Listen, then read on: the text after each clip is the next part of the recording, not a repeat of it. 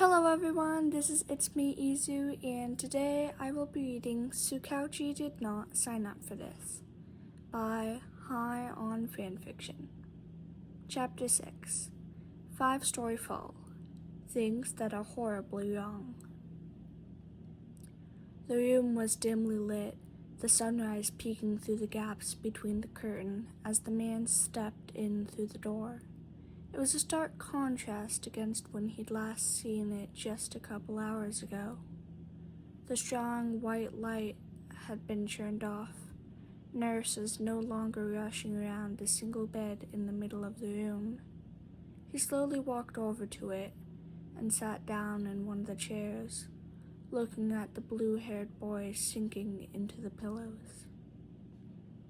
Izuku woke up slowly, hearing the buzzing of the room around him, the distant chirping of birds feeling the soft pillows under his head, the rays of sunshine hitting his face. It was quiet, in a soft, peaceful way. He immediately started panicking. He recognized the smell, remembered it from the days his mama would take him with her to work. He was in a hospital. Not good. Really not good. He tried to think back to what could have landed him here, internally cataloging his injuries. An ache in his legs. That's right, he wasn't fast enough. They caught him and then... flip. He went out as Zephyr. Of course, the one day he decides to vigilante during the week is the one when he passes out. Flip my life, he groaned quietly, squeezing his eyes closed to hopefully never open them again.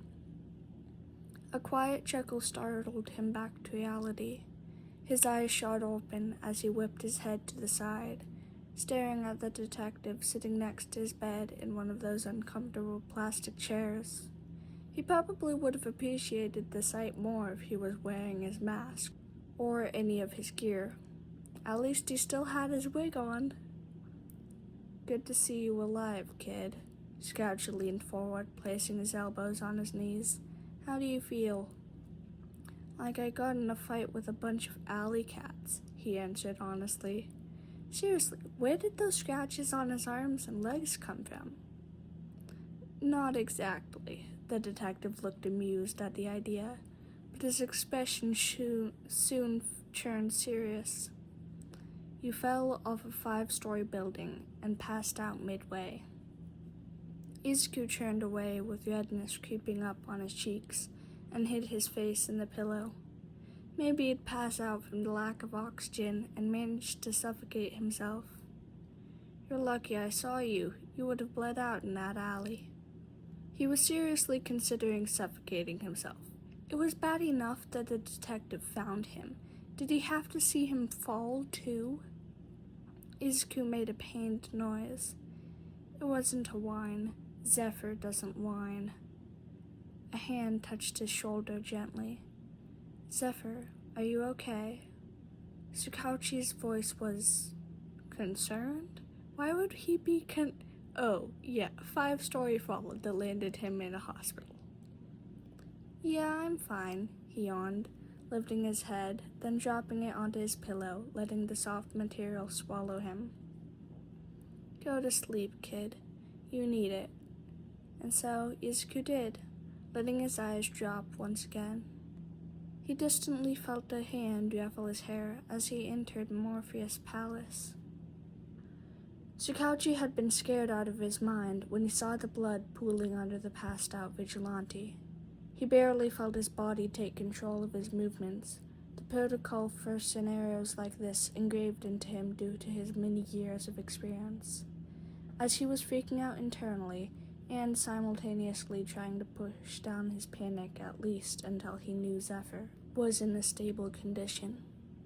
That moment came when he entered the room he specifically requested for the vigilante's privacy. His frantic mind calmed a bit as he saw the kid lying peacefully on the bed, no longer actively bleeding out, wounds cleaned and wrapped. There were so many things wrong with that sentence, he couldn't even count them. Actually, no, that might be a great idea. Organizing his thoughts would both calm him down and allow him to get to know more about what ever happened in the last few hours. Things that are horribly wrong. Number 1. Zephyr is a kid. Don't get him wrong, Tsukauchi knew he probably wasn't a fully grown adult, but his guess would have been around 15 to 18, not a preteen. A child, a literal flippin' child, was a vigilante. One that not only went on and provided intel for missions with actual pro heroes there, but patrolled one of the most dangerous areas in Musatafu all on his own. Number 2. This child, somehow got hurt bad enough to make him bleed. Now, Tsukauchi obviously knew there was high risk of injuries when one was a vigilante. It was the same risk in any crime-fighting job. Or, well, hobby in Zephyr's case, which again, what the flip? But he also knew both from first-hand experience, and Eraser had stories of run-ins and occasional team-ups with the kid, that the vigilante was exceptionally great at evading attacks of any kind, and at judging whether or not he can win a fight, and just booking it when it seems like he can't.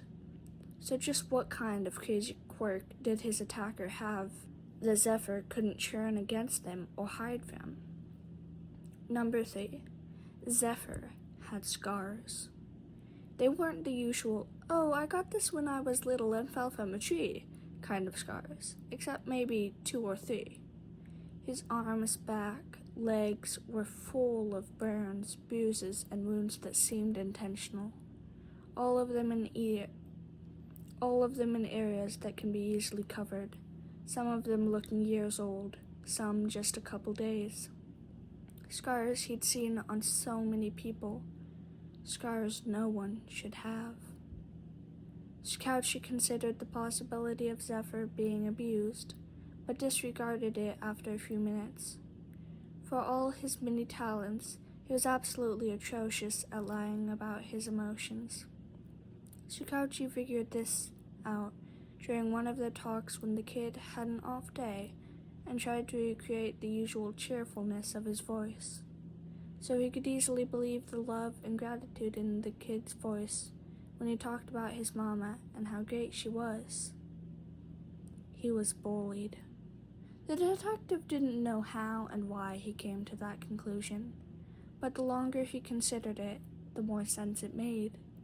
Zephyr was a quirkless child, as he reluctantly told him one night, with enough positive energy for a whole city, and Tsukauchi had a hunch that being unapologetically loud and bright were a part of his persona. That meant a small, quiet, positive, non-confrontational kid who's part of a minority most looked down on. The perfect victim for bullying.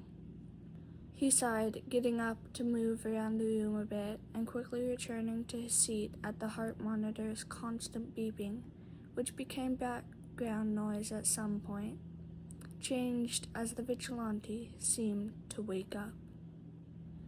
Oh, I hope Zephyr's okay. I know he didn't sound okay, obviously, but still. Wow. Also, the fact that Tsukauchi figured that out so fast, oh, he can't be abused. He's just so happy when he talks about his mom. And then just switching to, yeah, he was definitely bullied. Wow. I loved it. I absolutely loved it. Anyways, thank you all for listening, and if you have any time, feel free to go over to AO3 and leave comments or kudos.